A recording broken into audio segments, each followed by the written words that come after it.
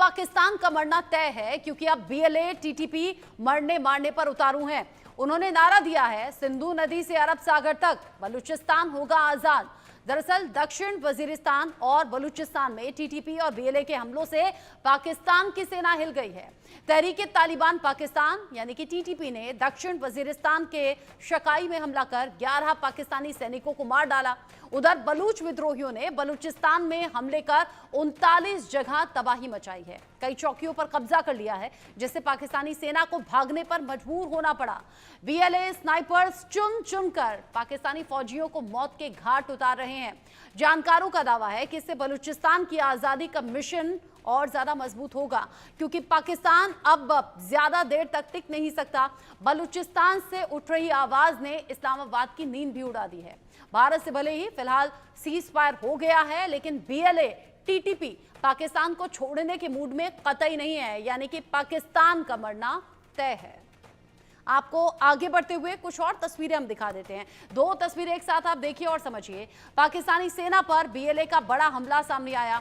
ये दो तस्वीरें बता रही हैं कि कैसे बलूचिस्तान में पाकिस्तानी सैन्य काफिले पर ये निशाना लगा और बीएलए के 39 जगहों पर अटैक की खबर है, यानी कि बीएलए कदम आगे बढ़ा रहा है और 39 जगहों पर निशाना साधते हुए पाकिस्तानी फौज पर यह हमला किया गया। उधर टीटीपी ने पाकिस्तानी फौजियों को निशाना बनाते हुए हमला किया। 11 पाकिस्तानी सैनिक इसमें मारे गए हैं। यानी एक तरफ बीएलए के कदम आगे बढ़ रहे हैं, दूसरी तरफ टीटीपी के कदम आगे बढ़ रहे हैं। इन सब के बीच ही बड़ा अपडेट भी आप जान लीजिए। पाकिस्तानी सेना पर बीएलए ने किया है बड़ा हमला। बलूचिस्तान में पाकिस्तानी सैन्य काफिले पर अटैक की जानकारी है। बलूच लीडर मीर यार बलूच ने कहा है कि बलूचिस्तान की आजादी की लड़ाई जारी रहेगी। बलूचिस्तान की आवाज को दबाया बिल्कुल नहीं जा सकता। बलोच लोग जो कि आजादी के हकदार हैं, अपनी आजादी के लिए लड़ते रहेंगे। भारत पाकिस्तान की टेंशन के बीच हमने देखा बलूचिस्तान में पाकिस्तानी फौज पर हमले तेज हो गए और ज्यादा अग्रेसिवली वो आगे बढ़े और अब बलूचिस्तान में सीधे तौर पर ये आवाजें उठ रही हैं कि अपनी आजादी हम लेकर रहेंगे। बलूचिस्तान की आवाज को दबाया नहीं जा सकता। आजादी की लड़ाई ये जारी रहेगी। मीडिया की तरफ से ये कह दिया गया कि बलूच अपने अधिकारों के लिए, अपने हक के लिए आवाज बुलंद करते रहेंगे और इस आवाज को अब दबाया जा नहीं सकता। पाकिस्तानी फौज पर बीएलए ने किया है ये बड़ा हमला और ये हमले हर दिन के साथ ज्यादा बढ़े हैं। बलूचों की आजादी की ये लड़ाई जारी रहेगी।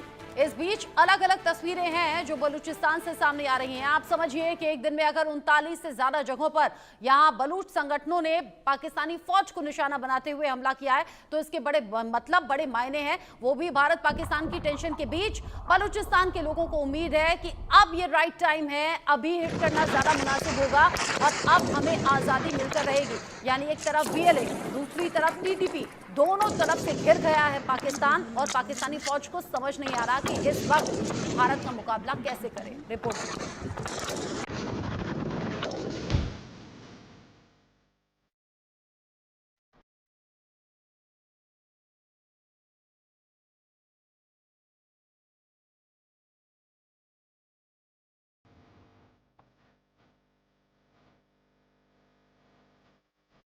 फाइनल प्रहार, बीएलए टीटीपी मरने मारने को तैयार।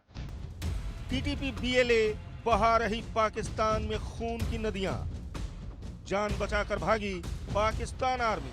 हम आपकी रियासत की तमाम तर मजालिम को एक्सपोज करने के लिए बैठे हैं। करते रहेंगे और मैं बखुदा कहती हूँ कि ये लोग यहाँ से चले भी जाए ना, और भी आएंगे, आते रहेंगे। हमने आपकी तारीख में ना जाकर बलोचों की तारीख देखिए, आपकी तारीख में धोखा लिखा है और हमारी तारीख में कुर्बानी। आपने बंगालियों को धोखा दिया, आपने सिंधियों को धोखा दिया, आपने पश्तूनों को धोखा दिया, आपने बलोचों को धोखा दिया और हमारी तारीख कुर्बानियों से बड़ी पड़ी है। हमने कुर्बानी दी है। जी हाँ, सिंधु नदी से अरब सागर तक बलूचिस्तान आजाद होकर रहेगा। बलूचिस्तान में बलूच लिबरेशन आर्मी ने एक बार फिर पाकिस्तान आर्मी को निशाना बनाया है। रिपोर्ट्स के मुताबिक बीएलए ने 39 स्थानों पर हमले किए हैं। बीएलए ने पाकिस्तान आर्मी पर हमले का वीडियो भी जारी किया है। कई थाने, हाईवे पर भी बलूचों का कब्जा हो गया है। शुक्रवार शाम को बलूच विद्रोहियों ने बलूचिस्तान के तुर्बत, क्वेटा और अन्य क्षेत्रों में हमले किए। तुर्बत के डी बलोच क्षेत्र में ग्रेनेड हमले, क्वेटा के हजार रंगजी और फैजाबाद में सैन्य चौकियों पर भी हमले को अंजाम दिया गया। हमले में कई सैनिक मारे गए। इससे पहले क्वेटा में एक सप्ताह पहले आईईडी हमला हुआ था, जिसमें 10 सैनिक मारे गए थे। साथ ही रणनीतिक रूप से अहम गैस पाइपलाइन को भी विस्फोट से उड़ा दिया गया है। इधर तहरीके तालिबान पाकिस्तान यानी टीटीपी ने दक्षिण वजीरिस्तान के शकाई के डांगेज चौकी पर हमला कर 20 पाकिस्तानी सैनिकों को मार डाला। वॉर ऑब्जर्वर रिपोर्ट के मुताबिक हमले के पहले चरण में लेजर राइफलों से 6 सैनिकों को निशाना बनाया गया। इसके बाद चौकी पर हमला हुआ, फिर मंतोई से भेजी गई सैन्य सहायता पर घात लगाकर अटैक किया गया, जिसमें 2 सैन्य वाहन तबाह हो गए। टीटीपी का दावा है कि 20 पाकिस्तानी सैनिक मारे गए हैं और 5 घायल हुए हैं। 5 rifle, 1 rocket launcher, night vision और अन्य सैन्य सामग्री जब्त कर ली गई। पाकिस्तान की सत्ता ऑपरेशन सिंदूर के कारण दबाव में है। डिफेंस एक्सपर्ट का मानना है कि अगर पाकिस्तान ने बलूचिस्तान में हालात को गंभीरता से नहीं लिया तो ये हमले और बड़े स्तर पर हो सकते हैं।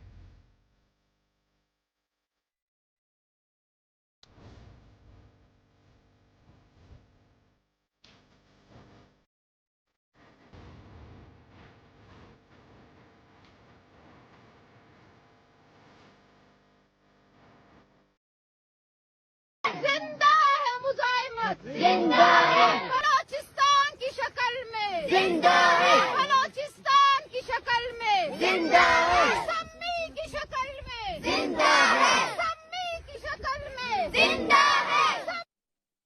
The motive of our attack was very clear. It was a simple and clear message to China and Pakistan to withdraw immediately from Balochistan. This warning to China and Pakistan was also given by our leader, General Aslam Baloch, but China failed to pay heed. We once again make it clear that Gwadar and the rest of Balochistan belong to Baloch. It's our duty to protect our land and sea. Our operation Zir Pahazak. This is a continuous operation that has been initiated to safeguard the Baloch Sea from China, Pakistan and other foreign powers. China, you came here without our consent. BLA कदम आगे बढ़ाते हुए उधर TTP ने पाकिस्तानी फौज के नाक में दम कर दिया। इधर भारत के साथ में सीज फायर हुआ, लेकिन पाकिस्तान ने अपनी औकात दिखा दी और फिर भारत ने मुंहतोड़ जवाब भी दिया। हालांकि थोड़ी देर बाद बड़ी प्रेस कॉन्फ्रेंस भी होनी है, जिसमें जरूरी जानकारी शेयर की जाएगी। मेरे साथ में खास मेहमान जुड़ गए हैं। कैप्टन रिटायर्ड अनिल गौड़ मेरे साथ में जुड़ गए हैं डिफेंस एक्सपर्ट के तौर पर। अहमर मस्ती खान मेरे साथ में है, वरिष्ठ पत्रकार बलूचिस्तान मेरे साथ में जुड़े हुए हैं। आप दोनों का इंडिया न्यूज पर बहुत स्वागत। सबसे पहले गौड़ सर, मैं आपका रुख कर रही हूँ। जो सिचुएशन अभी बनी हुई है, जब सीज फायर की बात सामने आई, हम कहते रहे कि पाकिस्तान पर क्या भरोसा किया जाए। हमारे साथ तमाम जो पूर्व फौजी हैं, जो अधिकारी रह चुके हैं सेना में, उन्होंने कहा कि पाकिस्तान वो सांप है जिस पर भरोसा नहीं किया जाना चाहिए। और चंद घंटे बाद जो पाकिस्तान ने किया वो पूरे विश्व ने देखा और भारत ने उसका मुंहतोड़ जवाब भी दिया। लेकिन अब जब भारत से सीज फायर की बात सामने आ रही है, माना कि पाकिस्तान कुछ देर इस पर टिक भी जाए, लेकिन क्या पाकिस्तान टूटने से बच पाएगा? पाकिस्तान जहां बीएलए कदम आगे बढ़ा रहा है, टीटीपी कदम आगे बढ़ा रहा है, कैसे बचेगा पाकिस्तान? रचना जी, सवाल बहुत अच्छा है आपका। देखिए, ऐसा है, हमने जो सीज फायर का एग्रीमेंट किया वो बड़ा, मैं कहूँगा, एक जियोपॉलिटिकल और एक इकोनॉमिक स्तर देख के किया है। और हालांकि मेरी असेसमेंट से कई लोग ना माने, बट मेरे हिसाब से बहुत अच्छा एक टाइम था सीज फायर करने का, क्योंकि हम नहीं चाहते थे कि हम इस वक्त हम लड़ाई के अंदर रहे, हम सारे देश को, पूरे देश को लड़ाई के अंदर डालें। क्योंकि अभी तक देखिए, लड़ाई तो ऑलरेडी डिक्लेयर थी। ये ड्रोन्स के जरिए जो आजकल मॉडर्न तरीका है, ड्रोन्स और एयर असाइनमेंट्स के है, और वो हमने पाकिस्तान को पूरा पस्त कर दिया। अब ग्राउंड फोर्सेस का था तो अच्छा हो गया, इस टाइम पे हमने मान लिया, मैं कहूँगा हमने मान लिया चलो सीज फायर करने के लिए, पर हमने अपनी शर्तों पे माना है। ये चीज याद रखिए, हमने कहा है कि अगर कोई भी टेरर स्ट्राइक होगा, एक्ट ऑफ वॉर होगा, और हम उसका पूरा का पूरा जो है वो वॉर, एक्ट ऑफ वॉर के हिसाब से ही उसके साथ उसका मुकाबला, मतलब कि परतवार करेंगे। एक दूसरा, 5 जो हमने जो ऑलरेडी डिप्लोमेटिक चीजें की थी। इंडस वाटर ट्रीटी का जो अबेयंस में है वो हमने नहीं माना, वो अबेयंस में है। बाकी 5 चीजें हैं वो भी चल रही है। और चौथी जो ये कह रहे हैं, एक जो ट्वीट है उसके डोनाल्ड ट्रंप का कि जी मैं कोशिश करूंगा कि हम इसको सॉल्व करने के लिए, पर उसमें ऐसा है कि हिंदुस्तान का स्टैंड बड़ा क्लियर है कि ये सिर्फ ये बिटवीन पाकिस्तान और हिंदुस्तान ही है बात, ये और कोई थर्ड पार्टी तो है ही नहीं ना, हिंदुस्तान माना उसमें। अब आगे बात आपकी पाकिस्तान के वजूद के ऊपर, मैं वजूद की बात करूंगा। देखिए बलूचिस्तान जो कर रहा है बिल्कुल सही कर रहा है, और अब उनके पास और एक फायदा ये हो गया उनको कि ये हिंदुस्तान के साथ पाकिस्तान के पंगा लेने का, कि उनको वहां से फौज, वहां से कोर पूरी एक हटानी पड़ी वहां से बलूचिस्तान में जो लगाई हुई थी इन्होंने इनके खिलाफ। अब वो जो जैसे ही वो वैक्यूम बना है, अब इनके पास पूरा रास्ता खाली हो गया, और मेरे हिसाब से इनको काफी क्या कहते हैं कामयाबी मिलनी चाहिए अभी। दूसरी बात, टीटीपी जो है वो वहां पे अपना कर रहा है, वहां पे उन्होंने उस दिन जो है ये अपना एक चौकी पूरी की पूरी 50 जो है उनके सैनिक हैं, उनकी चौकी पूरी कब्जे में कर ली, उन 50 सैनिकों को नंगा करके वापस भेज दिया। तीसरी बात, खैबर पख्तून वाले जो हैं वो वहां पे वो ड्रोन लाइन तो मानते नहीं है, वो कहते जी हम तो अफगानिस्तान के साथ मिले हैं। तो वो जो तालिबान वाले हैं वो तालिबान के पास है। तो ये 3 लोग हैं, बलूचिस्तान बलूची फौज, टीटीपी और ये तालिबान, ये सारे के सारे लगे हुए। अब पाकिस्तान को देखना है कि वो हिंदुस्तान के साथ लड़े, ये इनके साथ लड़े, कैसे करे। और मेरे को जो लगता है, देखिए अब बलूच को जो है इनको अपनी आज़ादी के लिए लड़ते लड़ते 75 साल हो गए हैं। तो अब टाइम आ गया है, जो कहते हैं ना कि एक टाइम आता है जब इंसान को कामयाबी मिलती है, और मेरे को लगता है बलूचियों को कामयाबी मिलने वाली है। और पाकिस्तान जो हम देखते हैं वो रह जाएगा, एक पाकिस्तान जो रह जाएगा, पाकिस्तान हो जाएगा पंजाब, और बाकी जो है बलूचिस्तान एक अलग नेशन बन जाएगा, सिंध अलग बन जाएगा। हाँ। पाकिस्तान के बाद जम्मू कश्मीर है, यानी हो सकता है कि भारत की चोट से भले ही पाकिस्तान को अभी के लिए राहत मिल जाए, हालांकि उसमें भी एक्सेप्शन है, उसमें भी डाउट इस बात का है, क्योंकि यहाँ प्रधानमंत्री मोदी से लेकर विदेश मंत्री, रक्षा मंत्री, ये सब कह चुके हैं कि ऑपरेशन सिंदूर रुका नहीं है, ये जारी है। अभी एक लक्ष्य है जो कि सफलता के साथ पूरा हो गया है, यानी कि 9 आतंकी कैंप्स को तबाह करना। ऑपरेशन सिंदूर जारी है, अगर पाकिस्तान कोई भी हिमाकत करता है तो उसका जवाब दिया जाएगा। जैसे पीएम मोदी ने साफ निर्देश भी दिए हैं कि गोली का जवाब गोले से होगा। रक्षा मंत्री और विदेश मंत्री ये साफ कर चुके हैं कि अगर कोई भी आतंकवादी कार्रवाई होगी तो उसे युद्ध की कार्रवाई में माना जाएगा, भारत के खिलाफ माना जाएगा, और फिर हम जवाब देने के लिए पूरी तरह से फ्री हैं, स्वतंत्र हैं। लेकिन अहमर मस्ती खान जी, पिछले कुछ दिन में बलूचिस्तान में जो बलूच संगठन है वो तेजी से आगे बढ़े हैं, अग्रेसिवली वो पाकिस्तानी फौज को अपना निशाना बना रहे हैं। क्या समझें इन सभी आज की सिचुएशन को, जब भारत से सीज फायर पर पाकिस्तान किसी तरीके से अपनी जान बचा रहा है, लेकिन क्या वैसे बच पाएगा बीएलए से, टीटीपी से? मुझे जब मैंने कल देखा इन्होंने जो नाम रखा ना आसिम मुनीर ने, बनियान अल मरसूस, मुझे तो मैं थोड़े से ताज्जुब में पड़ गया। पहले मुझे समझ नहीं आया, मैंने कहा ये पता नहीं क्यों ये कभी हमारे जो हिंदुस्तान में हमारे भाई जो ताजिर हैं, ताजिर बरादरी, बनिया जिनको कहते हैं, मैंने कहा समझा शायद ये बनियों के पीछे कुछ कह रहे हैं, मुझे कुछ समझ नहीं आया। फिर मालूम चला कि भाई ये अरबी का लफ्ज़ है जो आसिम मुनीर ने खुद, ये लफ्ज़ भी देखें आसिम मुनीर का ही है, समझ रहे हैं, उन्होंने खुद ये रखा।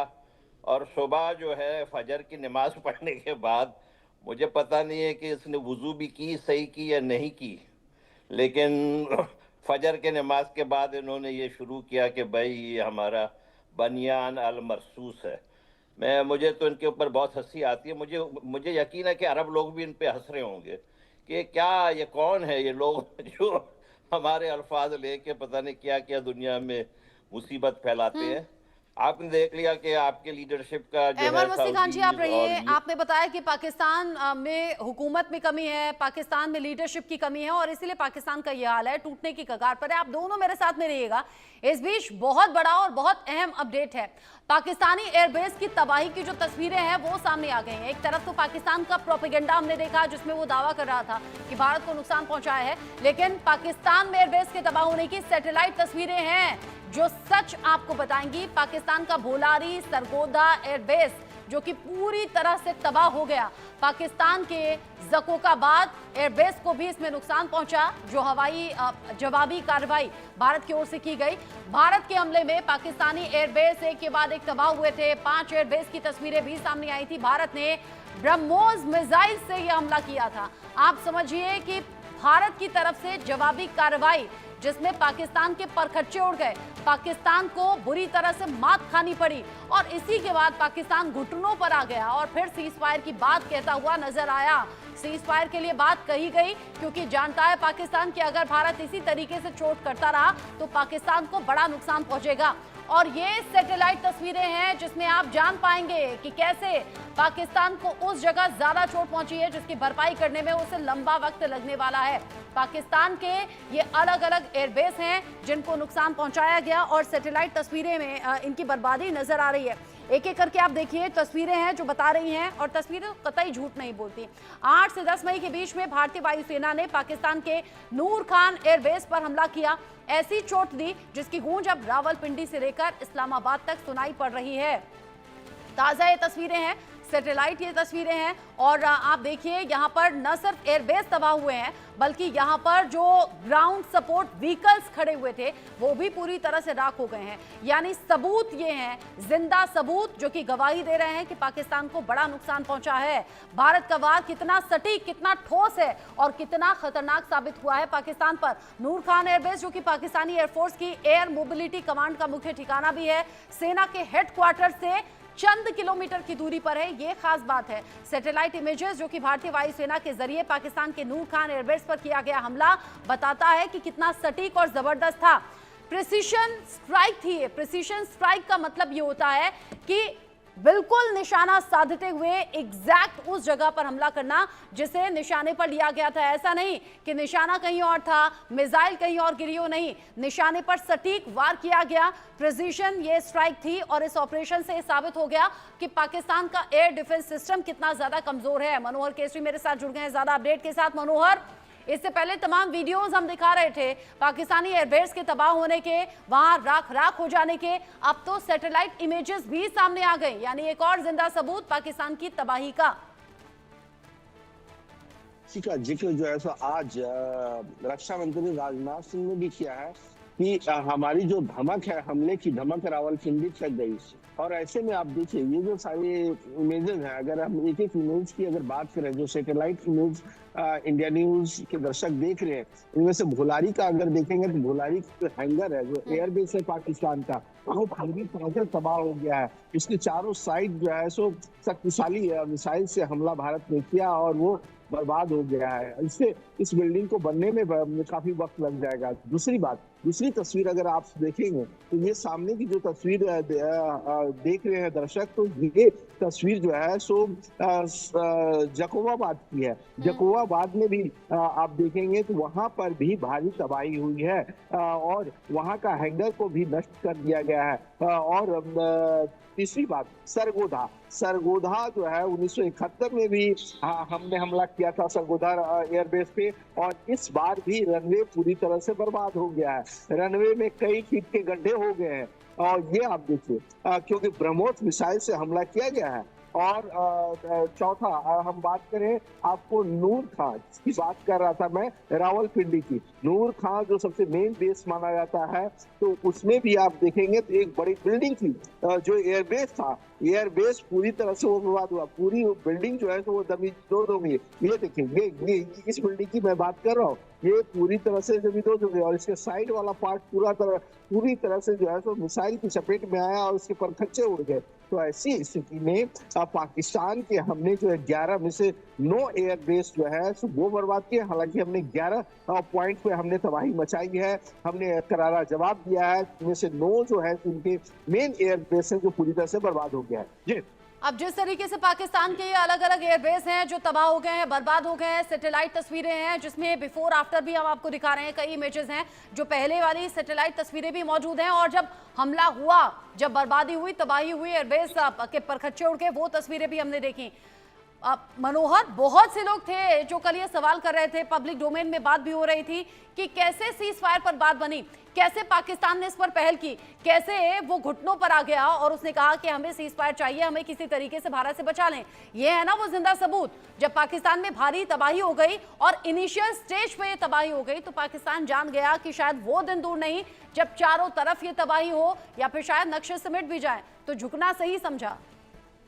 देखिए, बिल्कुल आप सही कह रही हैं और इसी की वजह है कि पाकिस्तान जो है सो 1 बजे भारत के डीजीएमओ को फोन करता है और कहता है कि 3:35 में सीज फायर की बात होती है, तो 1 बजे की मीटिंग बुलाई जाती है। तो ऐसी स्थिति में जो दोनों के बीच बातचीत हुई है उसका एक बड़ा नतीजा कल निकल सकता है। और हालांकि जो हमारे सूत्र बतला रहे हैं, सूत्रों के अनुसार से साफ पाकिस्तान को संकेत कर दिया गया, हम किसी और चीजों पर बात नहीं करेंगे। हम बात करेंगे तो पाक ऑक्युपाइड कश्मीर पे बात करेंगे, हम बात करेंगे टेबल पे, अगर बात करनी होगी तो हम उन आतंकवादियों को वापसी लाने की बात करेंगे जो वहां सरेआम घूम रहा है, देश में कई आतंकी हमलों को अंजाम दे चुका है, तभी हम टेबल पे बात कर सकते हैं। और ऐसी स्थिति में भारत सरकार ने ये बात भी कही है कि हम पहले भी अमेरिका को बोल दिए हैं कि हमें किसी की मध्यस्थता की जरूरत नहीं है।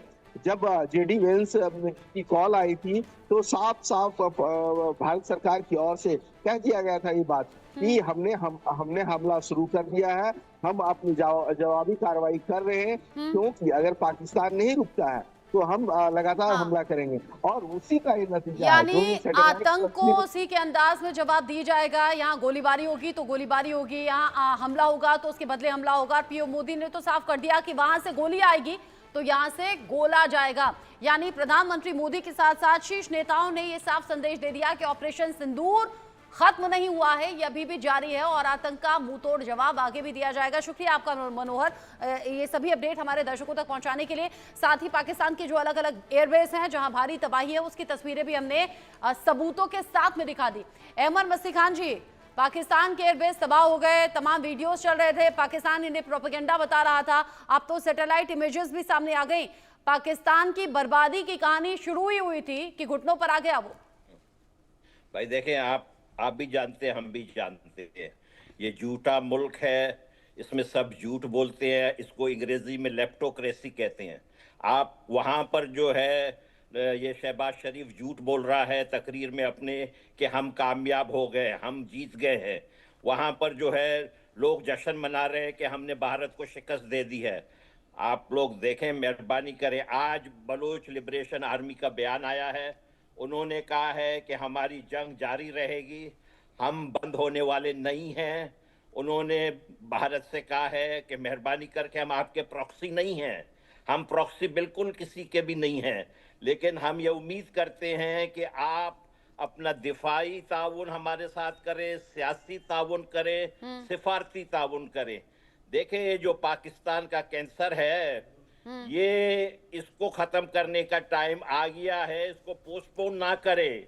हम 77 साल से आपने सही कहा, पाकिस्तान का कैंसर, गौर सर, आतंकवाद जो कि पाकिस्तान के लिए कैंसर का ही काम कर रहा है। भारत ने तो इलाज करना शुरू किया था और शुरुआत में ही 9 आतंकी ठिकाने खत्म भी कर दिए थे, सैकड़ों आतंकवादी मारे भी गए, लेकिन कैंसर का इलाज अधूरा रह गया।